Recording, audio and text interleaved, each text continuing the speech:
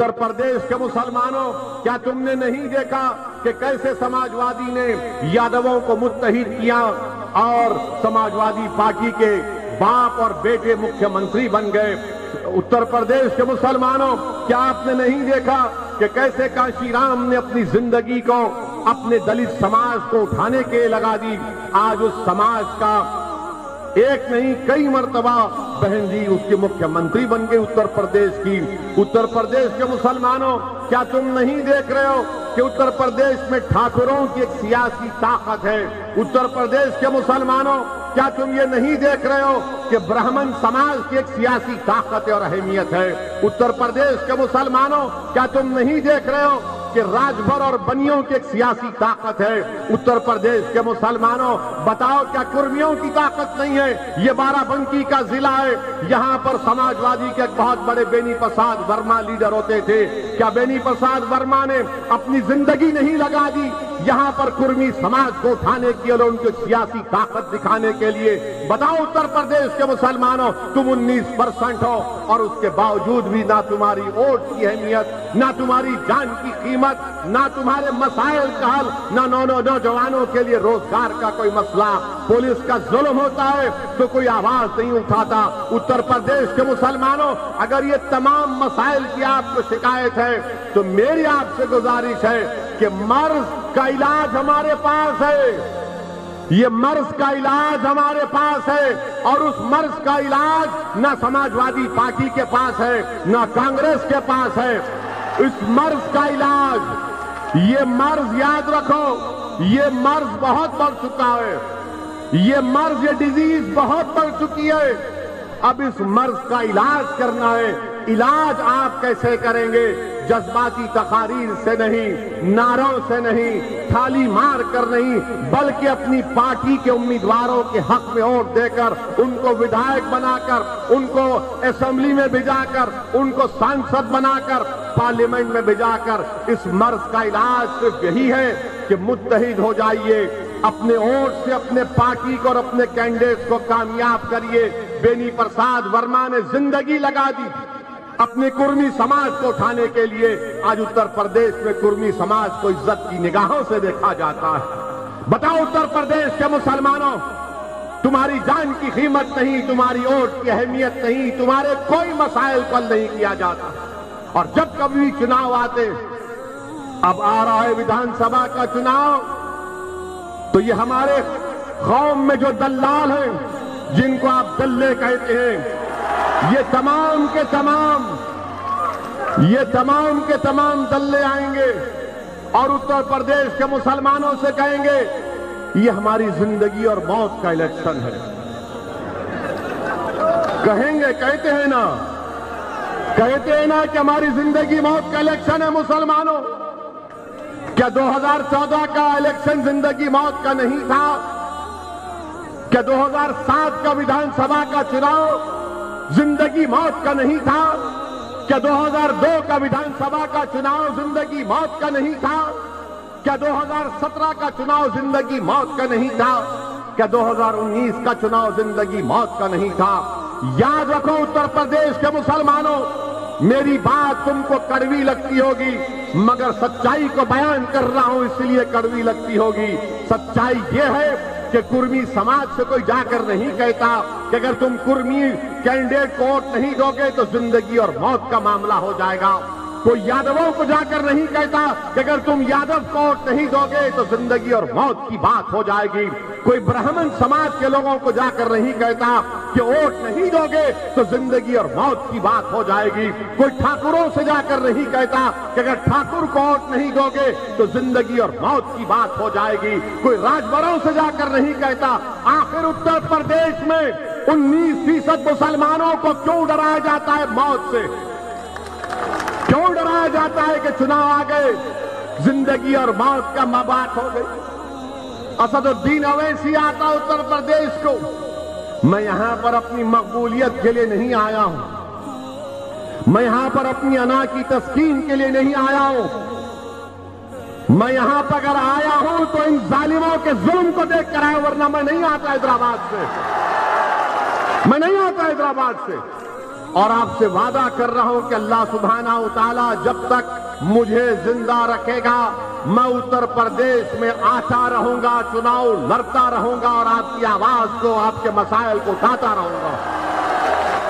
अब चुनाव आ रहे तो ये दल्ले पुकार रहे जो कभी दिल्ली में, तो कभी लखनऊ में, तो कभी पूर्वांचल में, तो कभी वेस्टर्न यूपी में बैठकर आकर कहते हैं कानों में जिस तरह शैतान कहता है, खुसखुस जैसे शैतान करता है।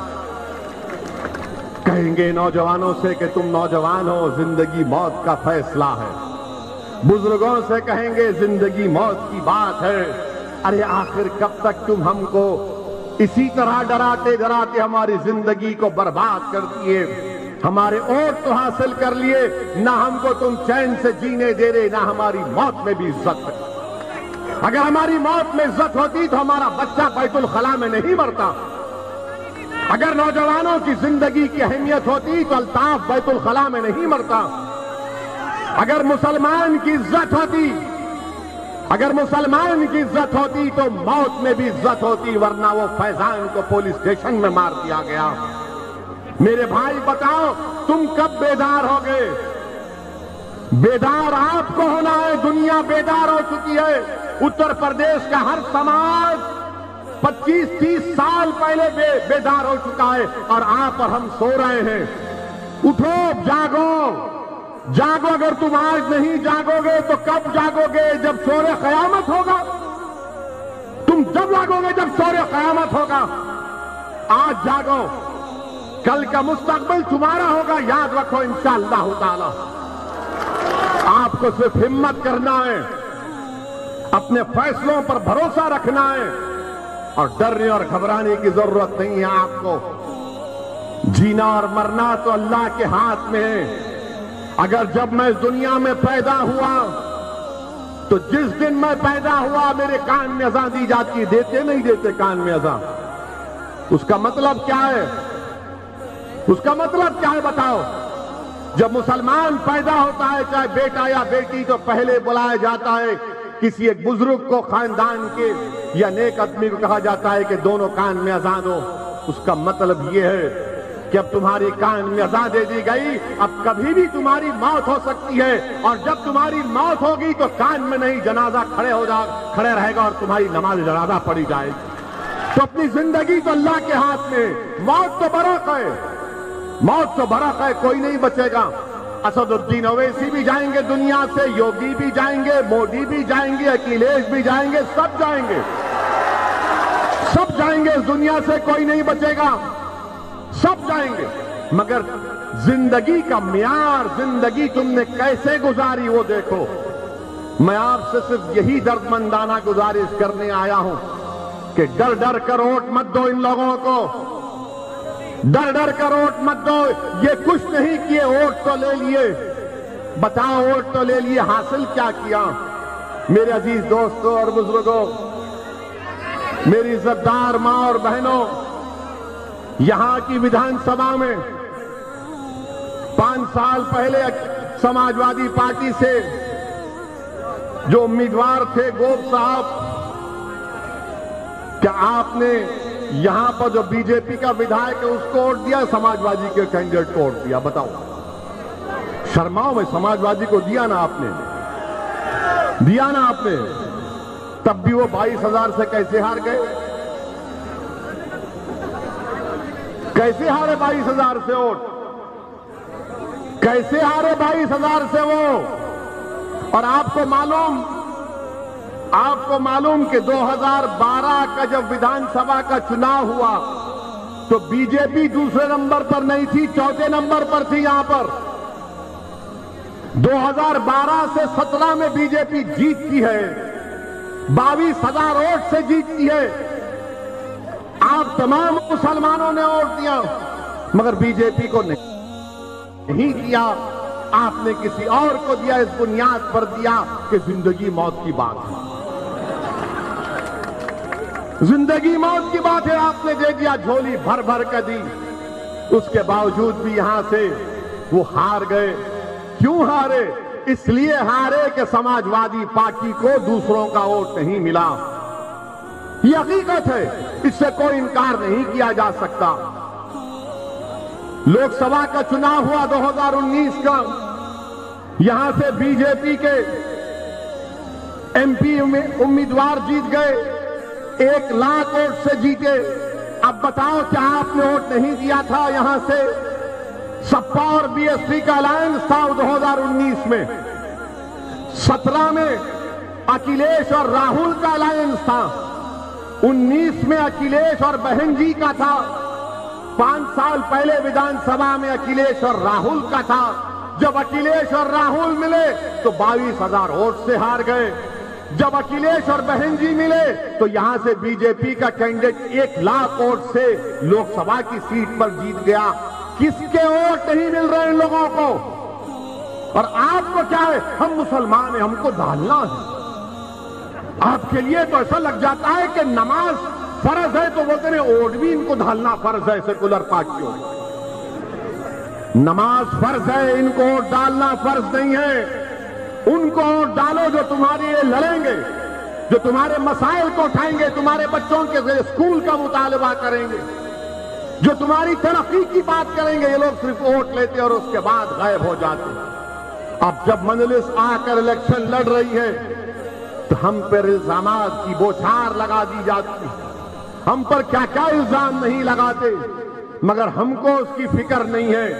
मैं आपसे सिर्फ यही गुजारिश करने आया हूं कि मुत्तहिद रहिए और अपने वोट का इस्तेमाल करिए। मेरे अजीज दोस्तों और बुजुर्गों, हमारा उत्तर प्रदेश में पहला काम और मिशन यह है कि बीजेपी की सरकार दोबारा उत्तर प्रदेश में ना बने और बाबा मुख्यमंत्री ना बने, बल्कि बाबा गोरखपुर में जाकर मठ में बैठ जाए। ये हमारी पहली कोशिश है। और दूसरी हमारी कोशिश ये है कि जहां मजलिस का उम्मीदवार होगा वहां पर उसको कामयाब करने के लिए हम पूरी कोशिश करेंगे। आपका साथ, आपकी दुआओं की जरूरत है। अगर आपका साथ होगा, आपकी दुआएं रहेंगी तो इंशाअल्लाह ताला मजलिस इत्तेहादुल मुस्लिमीन के उम्मीदवार की कामयाबी होगी। हम चाहते हैं कि बाबा दोबारा मुख्यमंत्री ना बने और इंशाअल्लाह ताला हम पूरी कोशिश करेंगे। मगर मेरे अजीज दोस्तों और बुजुर्गों, अभी 2 दिन पहले बीजेपी ने किसानों के कानून को वापस ले लिया किसानों के कानून को। और फिर देश के सामने आकर देश के प्रधानमंत्री, वजीर आजम, प्राइम मिनिस्टर ने कह दिया, क्या कहा कि हमारी तपस्या में कुछ कमी थी होगी। सुना था ना आपने? क्या कहा देश के प्रधानमंत्री? हमारी तपस्या में कोई कमी थी होगी। हाय मोदी जी, क्या एक्टिंग करते हैं आप! हाय हाय, गनीमत है फिल्म इंडस्ट्री में नहीं गए, वरना पूरे बेस्ट एक्टर के अवार्ड वही जीत जाते। पॉलिटिक्स में आ गए बेचारे, एक्टर बच गए। तपस्या में कमी थी। 750 किसान मर गए, अपनी जान दे दिए। तपस्या तो वो कर रहे थे 1 साल से जो अपना मैदान नहीं छोड़े, अपनी जमीन को नहीं छोड़े, एहतजाज कर रहे थे। मोदी जी, आपको हमेशा अपने आप को हीरो बनाने का बड़ा शौक है। माने हर चीज अपने पे ले लेते हैं। मैंने तपस्या में कमी थी हमारी। कौन सी तपस्या आपकी? आप तो 300 एमपी के ऊपर गलत काला कानून बना दिए। जब किसानों ने कबूल नहीं किया, आपने उन किसानों पर क्या क्या इल्जाम नहीं लगाया? खालिस्तानी है, आईएसआई के हैं, पैसा आता है, बकवास, सब अनाप शनाप। और उसके बाद देख लिया कि मेरी इमेज में कमी आ रही है, मेरे खिलाफ ये मोदी ने महसूस कर लिया कि मुझे किसानों का दुश्मन करार दे रहे हैं। तो मोदी ने 24 की तैयारी के लिए कानून को वापस ले लिया। 2024 के चुनाव के लिए आज मोदी ने उस कानून को वापस ले लिया। और ये इनकी तैयारी है। और बोल रहे कि मेरी तपस्या में कमी। क्या तपस्या किया? 700 किसान मर गए। और फिर कोई बीजेपी का कोई मंत्री कहता है कि कानून है जुड़ते हैं, बनते हैं, फिर बनाएंगे। किसानों के साथ हम पूरे रोड पर निकल कर आकर ठहरेंगे इंशाअल्लाह ताला। मेरे अजीज दोस्तों और बुजुर्गों, ये बीजेपी के कारनामे, बेरोजगारी भारत के नौजवानों का मुकद्दर बन गया। 6% अनएम्प्लॉयमेंट है। उत्तर प्रदेश की विधानसभा में मंत्री खड़े होकर कहता है कि उत्तर प्रदेश की बेरोजगारी के अनएम्प्लॉयमेंट रजिस्टर में 36 लाख नौजवानों के नाम लिखे हैं। 36 लाख जिनको रोजगार चाहिए। आपने लॉकडाउन किया, बर्बाद कर दिया। जीएसटी किया, बर्बाद कर दिया। नोटबंदी की, गरीब बर्बाद हुआ, दौलतमंद को कुछ नहीं हुआ। अब एक और खुशखबरी, देश के प्रधानमंत्री देश से कह रहे हैं कि अगर कपड़ा खरीदोगे, जूता पहनोगे तो महंगाई कर दी। उसमें भी जीएसटी बढ़ा दिया। जूता और कपड़े पर जीएसटी बढ़ा दिए। अरे कितना खून चूसोगे आप? पेट्रोल डीजल आसमानों को छू रहा है इनके। अब कपड़े और जूते पर भी जीएसटी बढ़ा दिया गया। मगर बीजेपी का वोटर क्या करेगा? आप वो बीजेपी का वोटर अब क्या करेगा, ये देखना पड़ेगा। मगर मैं आपसे अपील कर रहा हूं कि आप अपनी सफों में इत्तेहाद को पैदा करिए। हम पर इल्जाम लगा, इसी बाराबंकी में आज से 1 महीना पहले हमारा जलसा हुआ, जिसमें हमने बाराबंकी में जहां पर मस्जिद थी जिसको शहीद कर दिया गया था, हमने उसके बारे में बात की तो योगी सरकार ने हम पर मुकदमा लगा दिया। हम बोले लेकर जाओ, हम ससुराल को जाने तैयार हैं। जेल को लेकर जाओ, जो करते करो। अगर आपका दिल भरता है कि गोली मारना, 1 नहीं 6 मारो, कर दो एनकाउंटर। क्योंकि हमारी मौत का फैसला अल्लाह कर चुका है, तुम नहीं करे। तुम नहीं कर सकते हमारी मौत का, जिंदगी का फैसला। और हम क्या कहे थे कि मस्जिद के बारे में हमने कहा था कि बाराबंकी की वहां पर मस्जिद को गरीब नवाज मस्जिद, हाँ, रामसनाई घाट में 17/5/2021 को उस मस्जिद को शहीद कर दिया गया। तो योगी सरकार ने हम पर केस बुक कर दिया, नॉन अवेलेबल सेक्शन लगा दिया। मुबारक हो आपको, आपने केस बुक कर दिया हम पे। हम तो इंतजार में थे कि आप हमको ले जाकर अपना मेहमान बना लेते, अपने दामाद को, मगर आपने नहीं किया। और हम पर इल्जाम लगाया कि ओवैसी ने झूठ कहा। अच्छा, हमने झूठ कहा ना, अब आप तुमको अंग्रेजी में बोल रहे हैं, कोर्ट के डॉक्यूमेंट से पढ़कर सुना रहे हैं। बाबा सुन लो जरा, हाई कोर्ट का ऑब्जर्वेशन क्या था? हाई कोर्ट ने कहा, from the averments made in the contempt petition as also the submission advance prima facie it appears that the demolition of the mosque in question on 17/5/2021 by the respondent number 2 station house officer Ramsnahi Ghat Tehsil and district Barabanki as stated is in violation of direction number 4 and 5 of the order dated 22/4/2021। अब ये बताओ आप, हम झूठ बोले? हम झूठ बोले? मस्जिद को आपने शहीद कर दिया। अच्छा, कोई समाजवादी का नहीं बोला मस्जिद शहीद हुई, कोई कांग्रेस का नहीं बोला, हम ही बोले, क्योंकि हमारी मस्जिद है। इनको क्या करना है? इनको तुम्हारे वोट से मतलब है, इनको मस्जिद से मतलब ना थी ना कभी है। इनको मुसलमानों के बच्चों के स्कूल से मतलब नहीं है, तालीम से मतलब नहीं है, बच्चियों के लिए डिग्री कॉलेज से मतलब नहीं है, अंसारियों के पावर लूम से मतलब नहीं है, कुरैशियों के कारोबार से मतलब नहीं है, मुसलमानों से कोई मतलब नहीं है। मतलब है तो तुम्हारे वोट से सिर्फ, क्योंकि जिंदगी और मौत का बात है। मस्जिद जिंदगी और मौत नहीं है हमारे लिए। मस्जिद तो इबादत गाह है ना हमारी। बगैर किसी वजह के आपने किया, कोर्ट ने कहा, मगर केस हम पर बुक हुआ और आपसे कहा जा रहा है वोट इनको दो। मेरे अजीज दोस्तों और बुजुर्गों, मेरी आपसे गुजारिश है कि आप एक अच्छा फैसला लीजिए। वोट डालना आपका अख्तियार है, वो आपका जमहूरी अख्तियार है, मगर हमारा काम आपसे गुजारिश करना है, आपको समझाना है, आपको बतलाना है। और ये बार बार इस बातों में मत जाइए, ये कहेंगे आकर आपसे कि ओवैसी आया है तो बीजेपी जीत जाएगी। अरे भैया, हम नहीं लड़े यहां से तो कैसे 22,000 वोट से बीजेपी जीत गई? हम लोकसभा का चुनाव नहीं लड़े, कैसे जीत गई बीजेपी? जब नहीं बोलेंगे, समाजवादी पार्टी के अखिलेश यादव के परिवार के 3 लोग इलेक्शन हार गए, कोई नहीं बोलता।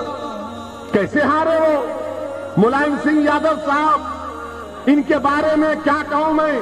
अगर बेनी प्रसाद वर्मा ने मुलायम सिंह और समाजवादी पार्टी के बारे में जो बातें कही हैं, तो समाजवादी पार्टी के लोगों की आज की रात की नींद हराम हो जाएगी। इतनी बातें बेनी प्रसाद वर्मा ने इन समाजवादी पार्टी और मुलायम सिंह के बारे में कही थी। मगर मेरे अजीज दोस्तों और बुजुर्गों, हम आपसे ये अपील करने आए हैं कि मुत्तहिदा तौर पर अपने वोट का इस्तेमाल करिए। डरने और घबराने की जरूरत नहीं है। और हम मोदी जी को भी बताना चाहेंगे, बीजेपी को बताना चाहेंगे कि जिस तरह आपने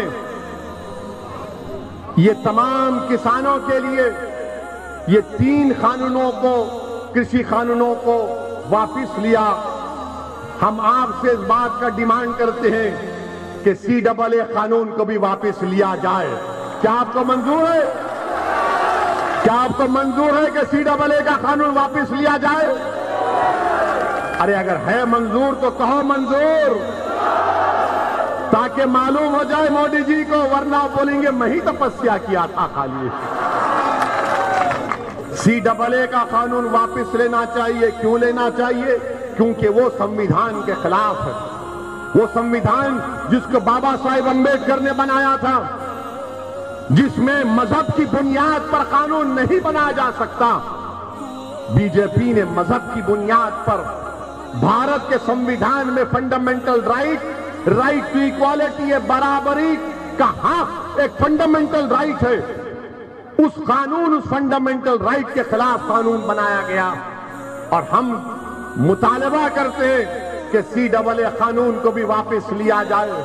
हमसे मीडिया वाले पूछ रहे हैं कि अगर नहीं करे तो क्या करेंगे? अगर NPR और NRC का कानून बनाएंगे तो हम दोबारा रोड पे निकलेंगे, यहीं पर भी शाहीन बाग बनेगा इंशाअल्लाह ताला। याद रखो आप, हम खुद आएंगे यहां पर। हम मुतालबा करते हैं कि CAA का कानून वापस लिया जाए। और ये जो किसान हैं वो सही पहचान लिए बीजेपी को, और बीजेपी और मोदी और अमित शाह को। वो उनकी बात का यकीन नहीं कर रहे हैं। वो ये कह रहे हैं कि जब पार्लियामेंट शुरू होगा, जब पार्लियामेंट में बिल आएगा तो हम फैसला करेंगे। क्योंकि जब CAA का कानून पार्लियामेंट में आया, उससे 2 दिन पहले देश के प्रधानमंत्री नरेंद्र मोदी ने कहा था कि कहां NPR NRC की बात इसमें है।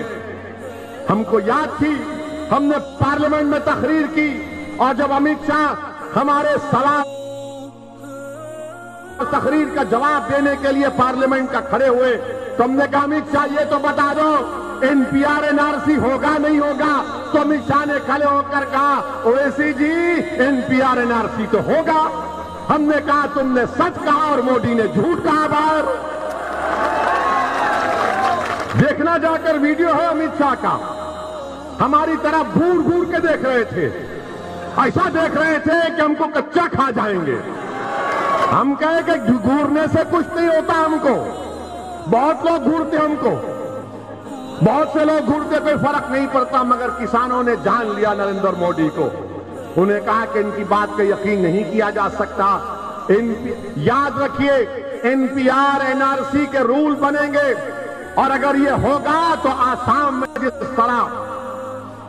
जिस तरह आसाम में लोगों को उनकी शहरियत से महरूम कर दिया गया, वही प्रोग्राम है, वही प्रोग्राम है। इसके खिलाफ आपको आवाज उठाना है। मेरे अजीज दोस्तों और बुजुर्गों, यही चंद बातें थी जो मैंने इखलास के साथ आपके सामने रखा। मेरी आपसे दबन गुजारिश है कि मुत्तहिद हो जाइए और अपने वोट का इस्तेमाल, मंजलिस का इंतखाबी निशान पतंग है, पतंग के निशान पर बटन दबाकर अपनी पार्टी को और अपने